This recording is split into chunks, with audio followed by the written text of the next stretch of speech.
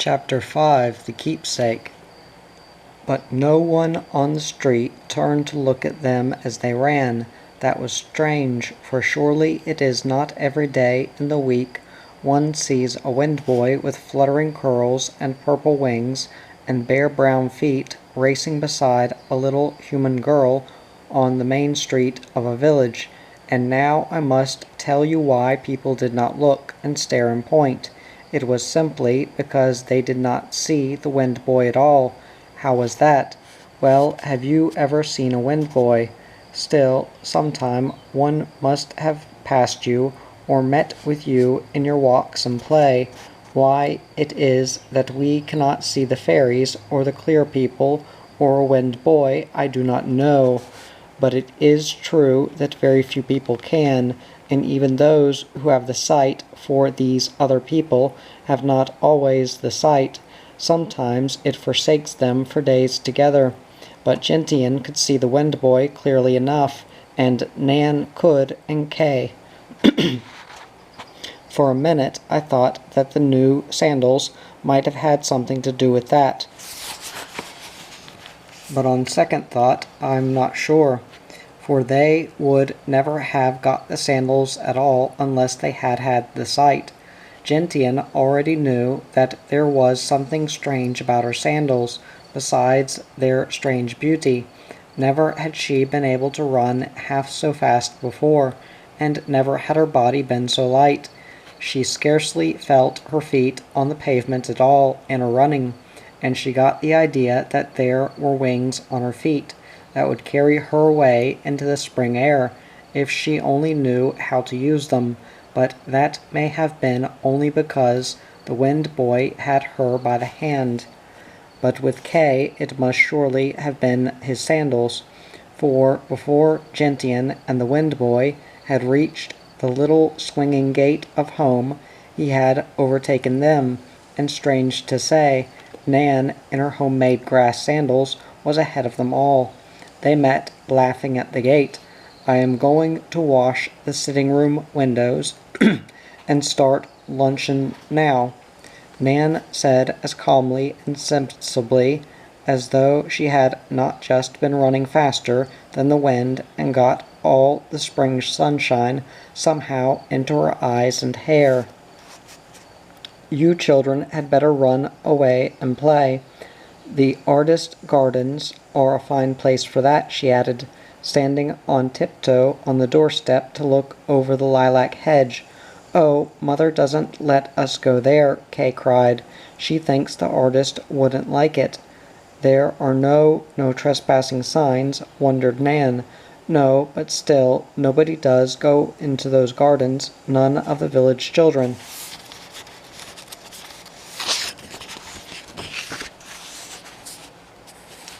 But see, Gentian spoke softly, but with great excitement, pointing. See the gardens and the house just over the artist's house. Why, how? Then Kay and Nan saw, a little higher than the artist's house, rose the pillars and arches and vine-wreathed windows of a nobler house, and about it, and stretching away at the back of it, were gardens and gardens, golden and blue with spring flowers, and long stretches of green grass, and beyond that the forest, and towering above the forest away the mountains. How can I tell you so that you will see a little of what they saw? It was not the artist's house, nor his gardens, nor was it the wood that you could see any day, nor the same purple mountains beyond. The children knew the sight of all these very well. It was dimmer but clearer seen, raised a little in the blue spring air. It was dimmer because they were looking at it as though through a crystal, but it gave promise of being clearer if one could only get through into the crystal. That is my land, the wind boy said, while the cloud grew a little darker over his bright brows and darkened his clear eyes. But I cannot be at home there any more until I have found that mask. No one can play with me. I wander alone, and wherever I come the clear children leave. Your land is like ours, only it is as though we were looking at it up through a clear crystal spring. Gentian wondered as though through the spring we found in the woods last Sunday. But Nan, who seemed never to be surprised by anything, said, "Yes, the clear land does seem very like this land, at first glance, Gentian, but then when you know it a little better you find it is not like this at all, so very, very different. But then comes the strange part. When you know it even better than well, when you are perfectly at home there, then you see again that it is very like this lower land." The children looked at Nan, puzzled. How could she know about all this, and be so sure when she had only just come from the mountains? The Wind Boy looked at her, puzzled too, but only by her words. "Why, you don't believe that no matter how well you came to know the clear land, you'd ever think that shoe store where I first found you was like the shoe store next door to it, would you?" Nan nodded. "Yes, I do." Gentian clapped her hands. "Oh, was the shoe store where we got our sandals in the clear land?" "That land," she pointed. "Yes, of course," the Wind Boy said, surprised. "Didn't you know that the shoeman who measured you was one of the clear people, one of the clearest?" "But look," Kay cried now, pointing above the roof of their own little brown house. There, deep through the crystal, was another little brown house. "Oh, there are two of everything. Stores, houses, gardens, mountains. Look, look," and he pointed down the street to where, above other houses and other gardens, higher houses and higher gardens showed in the crystal. Over the whole village another village hung, overlapping it in places, sometimes hardly to be kept apart from it. The children gazed and gazed. "Come," cried the Wind Boy then, "come with me up into it." But how were they ever to get into it? There it was, that other village, clear as light to their eyes, but so distant from their understanding that they did not see how they were ever to get into it. For no matter how near another world may be, it is not so simple to step into it as it is to step into another room. The children knew that without being told. Perhaps it was the crystal light above the clear land that they felt they could not get through. But the Wind Boy laughed at their doubt.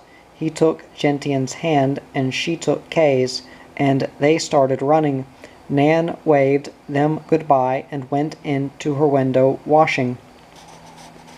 They ran around behind the little brown house, jumped the low rope fence there, and were away over the fields at the back. As they ran, Gentian and Kay felt lighter and lighter, until soon they knew that they were running just a little above the ground, on a path of blue spring air. Higher and higher their sandaled feet trod the blue air, until they had broken through the crystal light and were in the clear land. They stopped by the lilac hedge, laughing with delight. "Our great artist lives in there," the Wind Boy said, pointing proudly. "Oh, how canny!" cried Gentian. "Aren't we up in the clear land?" "Yes, of course. I don't mean your artist down there. I mean our artist up here. Not the one who doesn't want children in his gardens." At that minute they heard happy laughter and running feet beyond the lilac hedge. Down the grassy walks of the great artist garden boys and girls came running. They were all in fluttering blue and yellow, purple and silver tunics, and most of them in sandals like Kay's and Gentian's. They were the clear children.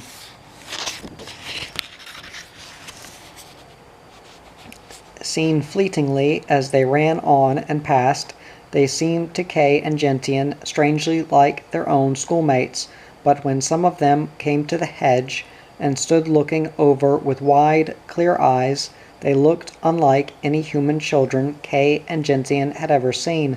There was a light across their brows and over their smiles that human children never have. "Oh, have you come to play with us?" asked a little girl in blue.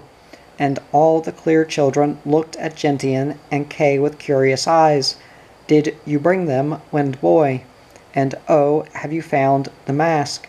We were watching the great artist painting up in his studio, and we saw you coming from the studio windows. We thought you must have found the mask." But the Wind Boy did not answer, and Kay and Gentian were too shy. You see, their schoolmates down in their village had laughed at them, and teased them, and not wanted their friendship. So here, even in the clear land, they were a little doubtful of friendliness. The Wind Boy was standing, head drooped, digging his bare toes into the soft turf. "Say, you've found the mask and torn it up," cried a boy about his own height, jumping the hedge and going up to the Wind Boy. The Wind Boy shook his head without looking. "Not yet," he said. All the clear children fell silent at that and grew troubled for a minute. Then, as though they had forgotten the Wind Boy, they turned back to one another and their play. The boy who had gone up to the Wind Boy drew back too, but before he leapt over into the garden, he smiled at Kay and Gentian. "Coming?" he asked. "We are off to play hide-and-seek among the beeches." "Go on," whispered the Wind Boy, giving Gentian a shove toward the hedge. "You'll have great fun. I'll stay around and watch." "But won't you play too?" asked Gentian, disappointed. "No, can't you see they don't want me?" "If they don't want you, I don't want them," but she looked wistfully after the clear children for all that. The little girl in blue and the boy who had gone up to the Wind Boy had not run on with the other children. They both stayed waiting. "Do go," the Wind Boy urged Gentian and Kay again. Then he added indifferently and proudly, stretching his arms, "I'm too sleepy to play anyway." So Kay and Gentian, with many backward glances toward the Wind Boy, ran away with the clear children to the beech wood. Never had Kay and Gentian had such fun at hide-and-seek with playmates, even in their mother country, in their old home village. One reason, perhaps, was that they had never been before able to climb the air to hiding places in trees. If you yourself have never run up and down blue air with your body, as light as a bird's wing, then you cannot know, you can only dream, what delight was theirs. At last, at one moment in the game, Gentian ran up the air to the very top of the tallest, biggest beech that she could see anywhere, but she found that a little girl was ahead of her, curled into a nest of forking branches, quite hidden by thick leaves. Gentian was about to look around for another, lower place to hide, but the little girl whispered her to stay. "There is room enough," she said, curling herself into smaller space against one side of the nest. "See?" So Gentian crept in beside her and nestled down. "We are like two birds," she whispered. "Such fun."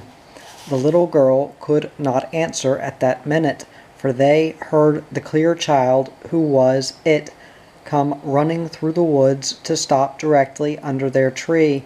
But she looked at Gentian, curious but smiling. Then the boy, hunting below, suddenly ran up in the air, for his sandals were the kind that let him, and came very near to the girl's hiding place.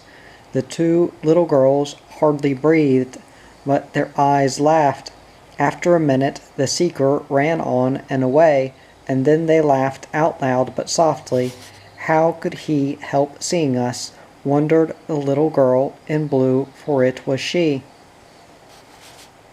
"We were so still," Gentian said, "and the leaves are so thick. I didn't see you, you know, when I came up. I am going to tell you my name," the little girl in blue then said softly and a little shyly. "It is Azil. Will you call me by it? And will you play with us often?" "Oh, I will," Gentian promised. How different Azil was from the girls in Gentian's school down in the unfriendly village. "I am Gentian. My father names me that. I live in the little brown house down in the other village, the one beside the artist big one. We have only mother now, for father went to the war and we were driven out of the village, and now he cannot find us. Mother says he is hunting and hunting all over the world, and some day he will come to where we are. If he could only know how Kay and I can climb the air now, he would be so glad. He used to make up stories about just such things for us. He had the bluest eyes." It was a very long time indeed since Gentian had said so much to any stranger. Even when at home, she was apt to think most of her thoughts quietly to herself. But then she had never been with a little girl just her own age, who seemed so friendly and understanding. "What pretty sandals you have," Azil said. "How splendid that you measured for silver ones. Yours are pretty too, they are so shining." "Yes, they have as much light in them as yours, but they haven't all the pictures, and they can't climb the air." It was true, Azil's sandals were shining and beautifully made, but they were blue, and there were only a few bees and birds pictured in them, and they could not climb the air. "I got mine from the shoeman in the little store next to the big store down in our village. If you should go there, he might give you some just like these."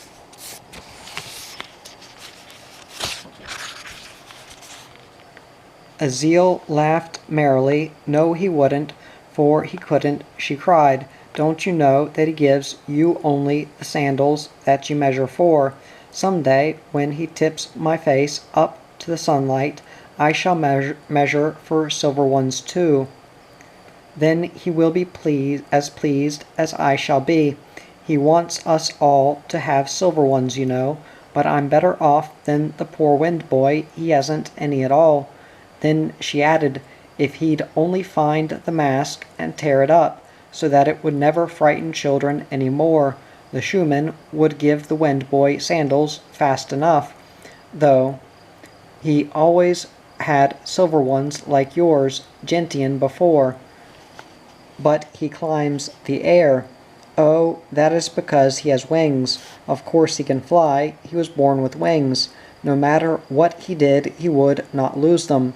But now that Gentian has been reminded of the wind boy, she was not so happy, not quite.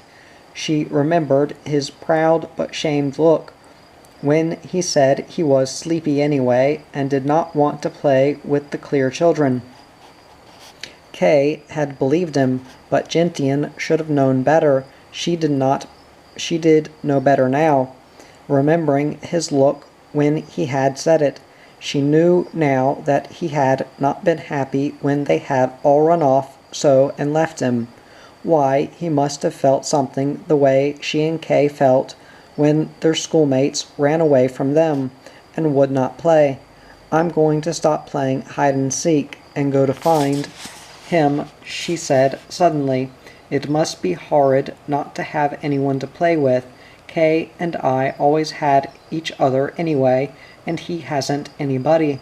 But how will you be able to play with him in your silver sandals?" Azil asked, wondering. Gentian looked at her, not understanding at all. "Why, how could they keep me from playing with him? I'd rather not have them at all, if they could."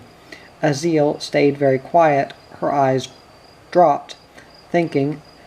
Then she lifted them and looked at Gentian, who was waiting for her to say goodbye. "Perhaps you're different. Perhaps you can be like that. "Because you are a human child, and not exactly like us," she said, but still wonderingly. But before Gentian said good-bye, she reached down into her pocket and took out something. "I want to give this to you, Azil," she said. "It will be a keepsake, you know." She offered it shyly. Azil understood about keepsakes. The clear children are not so different from human children as all that. She took it eagerly. It was Gentian's greatest treasure, a piece of quartz, with a bit of gold at its heart. Azil was as delighted with it as Gentian had been ever since the hour she found it. "There's a tiny gold bird in it," she cried, looking closely. "See its wings spread out." Gentian caught her breath. "Oh, you see it too. I saw that the minute I picked it up by the spring, but Kay said it didn't look like a bird at all, and even Mother couldn't see it. You will keep it," she added, shy again, "to remember me by." "Oh yes," Azil promised, her face sparkling, holding it out on her palm in the crystal light. "Goodbye then. I'll come back to play with you some time soon again." Gentian crept out through the green leaves that closed behind her, hiding Azil. Then she stood up and ran down the air to the fern-grown floor of the wood, and sped away to look for the Wind Boy. Chapter 6. Noon in the Tulip Garden. But the Wind Boy was not by the hedge where they had left him. Gentian ran almost the whole length of it, calling, "Wind Boy, I've come back to play with you." But no Wind Boy answered. At last she grew a little discouraged, and in her discouragement she sank back out of the clear land. But she sank into the artist's tulip garden, and that is one of the most beautiful places in the world, so she could not mind too much having lost the clear land. The tulip garden was the very furthest garden in the artist's estate. Beyond it there were nothing but fields and meadows stretching away to the woods, but it was the most beautiful garden of all, and the most famous. People traveled long distances to see it, and forever after talked of it when tulips were mentioned. The garden was all in bloom now. There were banks and fields of tulips, red, yellow, white, purple, and all still and brilliant in the noon sun. Right in the center several grassy paths met, and there was a grassy mound that some day was to have a fountain, when the artist could find a statue beautiful enough and fitting to stand in that place. But Gentian knew nothing of this. She wondered why the grassy mound was there, and why all the paths led to it. As she drew near to the grassy place, she saw right in the center of it a patch of purple. Just at first she thought it was a plot of purple tulips, set off by themselves, but she knew better at once, for it was the Wind Boy, lying on his back with his arms over his eyes, his purple wings wide beneath him. Then in the hot noon sunshine, among the still bright tulips, he was sound asleep. Gentian crept near on tiptoe. Her approach made not a stir among the flowers, hardly a stir in the air.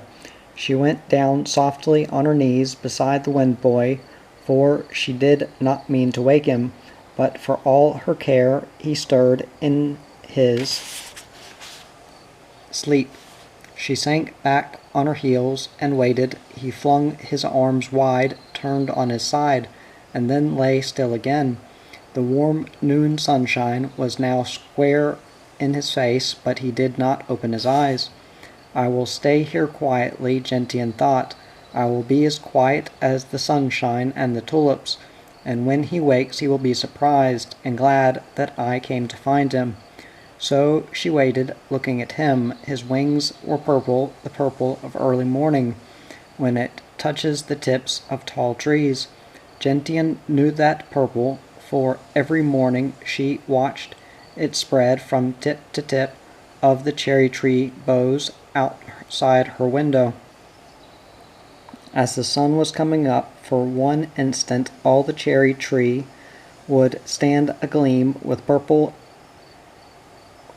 aureoled with gold. Then it was gone, not to come again until tomorrow as the sun rose. That moment of purple in the cherry tree made Gentian happier than all the cherry blossoms, but she never saw it more than in a flash, not all the tree purple together. And now here was the same wonderful thing in her new comrade's wings, and she could gaze and gaze, and it never faded. But for all the purple of his wings and the sunlight in his curls, Gentian still saw the cloud across his bright brow, and even over his closed eyes, with their golden eyelashes shut down on his cheeks. Oh, if I can only help him to find the masker, she thought, and get back the mask, I won't be afraid of it any more. Anyway, I shall grab at it, as Nan did, and run after it. I'll be braver than the policeman, and cleverer. Oh, I hope it comes tonight, right up to our window again. But at that minute she heard steps. The tulips did not stir, but Gentian felt that they began to wait expectantly and were looking off over one another's head to see who was coming. They were not heavy footsteps, but that noon stillness had been so very still that sounds could be heard a long way off. Gentian was troubled, and her heart began to beat very fast indeed, for well she knew that whoever it was would not expect to find a little girl here in the tulip garden, a little village girl who was not allowed here at all. She waited, wide-eyed, troubled, and then the artist himself came up a flight of stone steps and down one of the grassy paths of the tulip garden, toward the place where she waited, kneeling. Gentian had never seen the great artist so near before, and in spite of her fast-beating heart she looked at him with interest. He was very tall, and looked at Gentian's eager eyes like the great artist that he really was, and Gentian thought strangely, he is something like the Wind Boy. Yes, in spite of his being almost an old man, with iron-gray hair and many lines around his mouth and eyes, Gentian could see that he was something like the Wind Boy. His hair grew all in thick, clustering curls that may have been the reason, but I do not think so. I think that Gentian saw deeper than that, and that it was something winged that she noticed.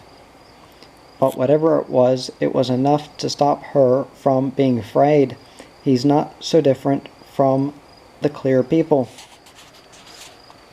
she said to herself as he came nearer and nearer down the narrow grassy path.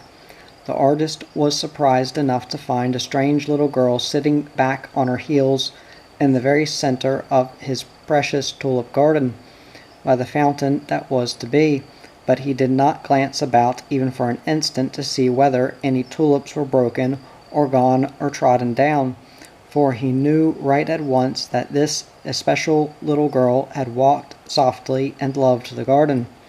He came quite close to her and stood looking down, not smiling but kindly. "Good morning," he said. "I didn't expect to find a little girl here, a little stranger girl that I have never seen anywhere in the world before. Who are you, please?" But now that Gentian was not afraid of the artist any more, she remembered the Wind Boy at her knees. "Shh," she said, her finger to her lips. "Please, he is asleep, you see." The artist was puzzled, for he could not see the Wind Boy at all. Perhaps you could not have either had you been there. "Who is asleep?" he asked, looking all about. "Here, the Wind Boy," Gentian whispered. "I found him sound asleep like this. I've been staying still ever since, thinking about his purple wings. They are like the morning purple, only they stay so. The morning purple goes so quickly you wonder whether it was true, but these, you know, are true." The artist still looked down at the little girl, smiling now. He liked her there in her sky blue frock with her hair the color of shining copper, her blue gentian eyes looking so friendly up into his. I must paint her some day like that, he thought. No child in the village has such fairy gold hair. Who can she be? So it's the wind that is asleep, he asked, but softly, as she had begged him to do. Yes, I knew that the wind went to sleep some minutes ago, just before the bells rang for noon, but did he go to sleep right here in my tulip garden, and you can see him? No, not the wind itself, said Gentian. This is the wind boy. It isn't quite the same, I think. Now, because there was something winged about the artist, he knew that the child might be right, and that the fact that he couldn't see had nothing to do with it. So he said, I will be very quiet then, and you shall go on watching and thinking about the wind boy's purple wings. Only do tell me, please, what is your name and where do you live? Or are you a little wind girl who lives in the blue sky? Gentian laughed at that, merrily, softly, but she became grave at once. I am Gentian, she said, and I live with my mother and my brother and Nan, who has come to work for us in the little brown house right by your hedge. Really? Then I know who you are. Refugees. Yes, foreigners. The artist looked down sharply at the way Gentian said that. The little girl has been made to feel strange here in our village, he thought, and did not like it, for although the artist was so great and famous, and what is called a citizen of the world, still he had now made this village his home and loved it. Sometimes he felt like a father to it. Indeed, for many of its good things, its library, its beautiful school building, its concerts he had given it, he did not like to think that these refugees here at his very gate had been treated unkindly. He did not see how anybody could treat this little copper-haired girl unkindly. I have a little granddaughter, Rose-Marie. Do you ever play with her? He asked. She doesn't call you foreigner, does she? Gentian shook her head.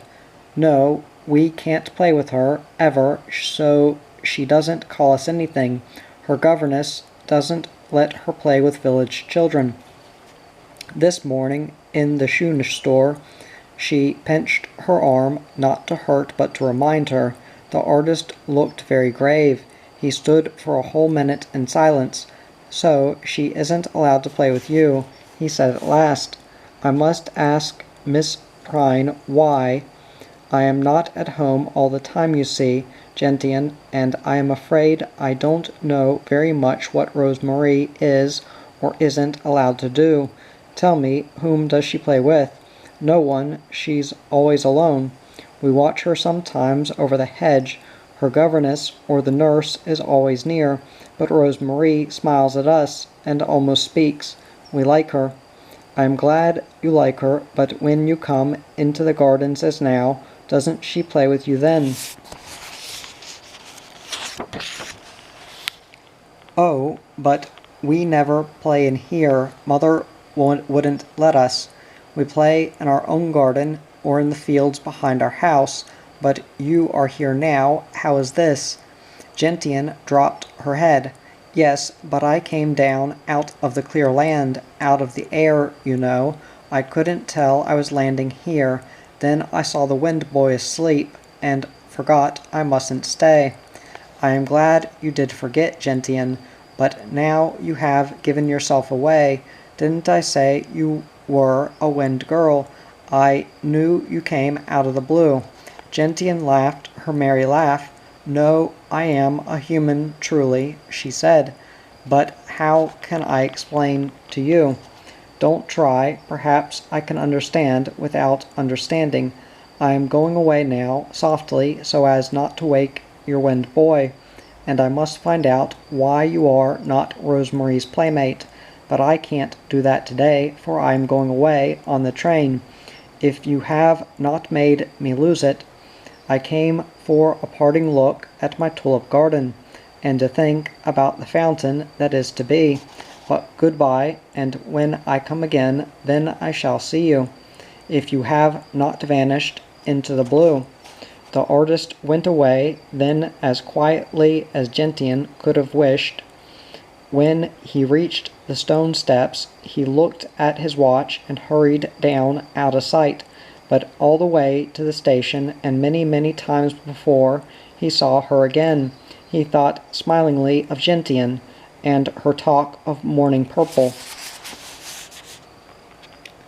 But their voices must have disturbed the wind boy after all, for he was stirring again.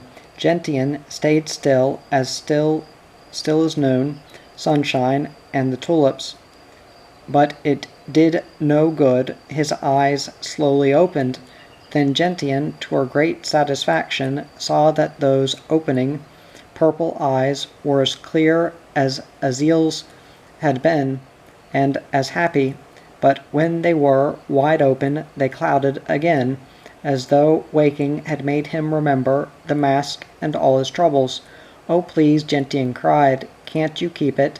She meant, of course, the clear tranquillity that sleep had given. The wind boy, at her words, sat up quickly, surprised and glad to find her there.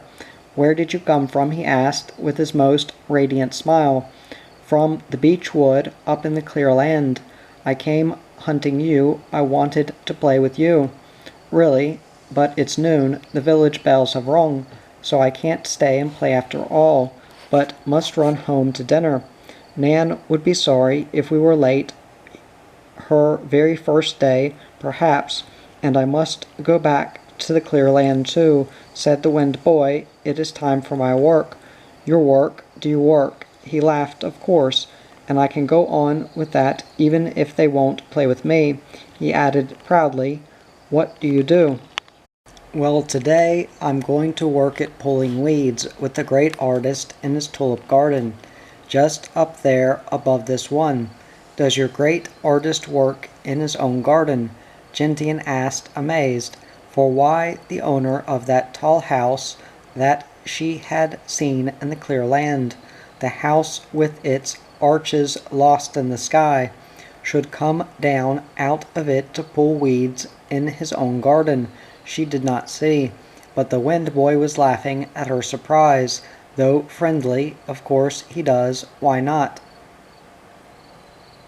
Gentian could not say why not.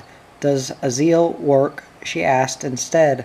"Why, of course. Did you think she only played?" "Yes." "Don't you work?" "Of course I do. I help Mother, and I even mend sometimes, though I'm not very good at that yet. I help Kay weed the garden too, and much more, but I'm not a clear child." At that the wind boy did a surprising thing. He said, "I think you are nicer than a clear child.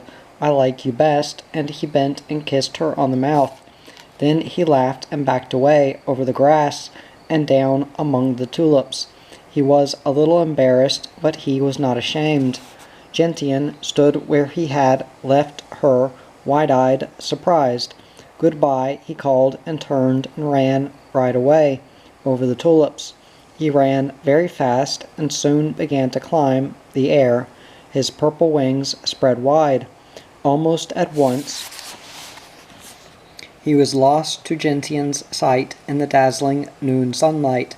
Gentian was so taken by surprise, and by happiness too, that she stood still looking up into the sunlight for some time after he had gone. Unless a wind boy has kissed you at noon in a tulip garden, you cannot know why Gentian stayed so still, wide-eyed and thoughtful.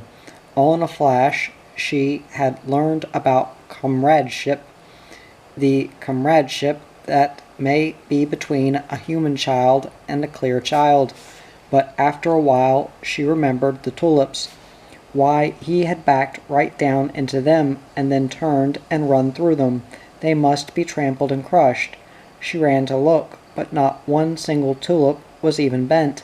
They were all straight and lovely, but they were swaying slightly in a breeze that Gentian could scarcely feel. She spoke to them gravely. "Oh, he ran over you," she said. "That is why you are smiling and blowing, but he kissed me." Then she ran away down the grassy path to the stone steps, down those across a wide lawn, yellow with jonquils, and away to the hedge, which she crawled through. She remembered as she ran that it was Saturday and Mother would be at home for dinner and the rest of the afternoon.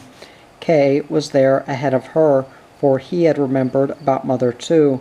He had heard the village bells ringing for noon, even while he played in the air with the clear children, and he had found the way back as quickly as he could.